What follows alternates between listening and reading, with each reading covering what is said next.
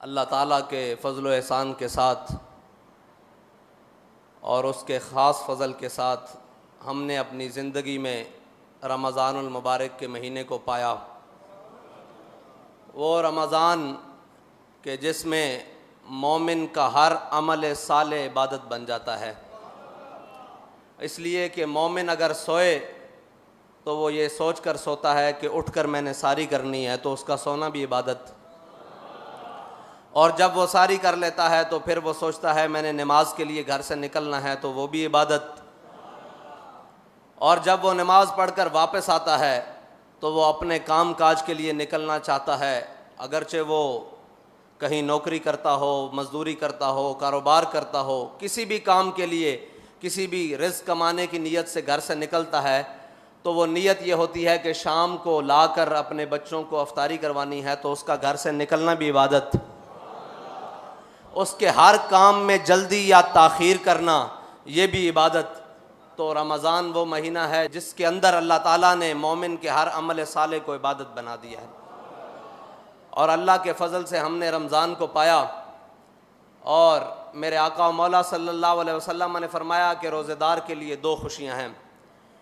एक तब कि जब वो रोज़ा इफ्तार करता है, और दूसरी तब कि जब वो अल्लाह ताला से मुलाकात करेगा। और इसी रमज़ान के महीने में एक साल कबल उन लोगों को दो खुशियाँ इकट्ठी मिली कि जिन्होंने रोज़ा भी रखा हुआ था और इफ्तारी भी अपने रब के यहाँ की और अपने रब की ज़ियारत की।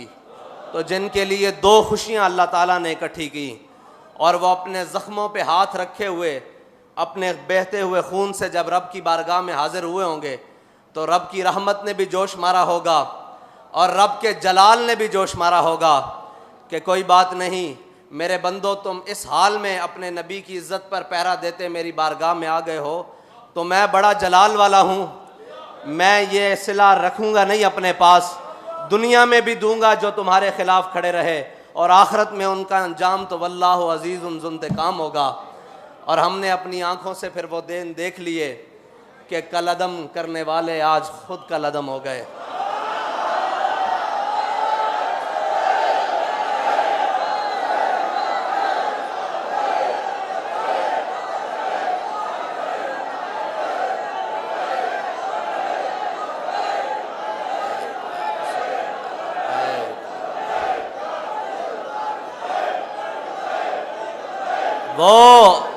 वो इक़्तिदार जिसकी खातिर वो पाक खून बहाया गया, और वो इक़्तिदार जिसकी खातिर उलमा, सादात, हुफ़ाज़, कुर्राब, अवाम, मोमिनीन, मुस्लिमीन के घरों पर सीढ़ियाँ लगाकर चार दीवारी चादर की पामाली की गई। लेकिन आज देखो कि कहीं छुपने के लिए जगह मौजूद है। जिस इक़्तिदार की खातिर तुमने ये सब कुछ किया था, वो इक़्तिदार तुम्हारे गले पड़ रहा है और तुम उतार रहे हो। हाय उस ज़ूद पशेमा का पशेमा होना। ये रमज़ान का महीना है, हम इंतकाम की बात नहीं करते, लेकिन अल्लाह ने जो कुरान में लफ्ज़ इस्तेमाल किया है ना, वो इंतकाम का है। मसला ये है, हम इंतकाम की बात नहीं करते।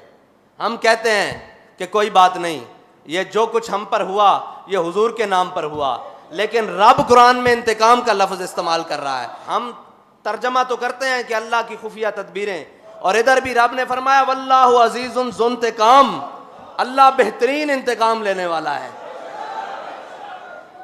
साबित कदमी बेहतरीन इंतकाम है, और हुजूर के दीन पर खड़े हो जाना ये बेहतरीन इंतकाम है। और वो जो शहादत का रुतबा पाकर रब की बारगाह में पेश हो गए, अभी तो ये दिन देखा है हमने, अभी तो जिस दिन आप अदालत बैसी वो दिन बाकी है, और उस दिन के लिए इंशाअल्लाह हमने अपना ईमान सलामत लेकर वहाँ तक जाना है।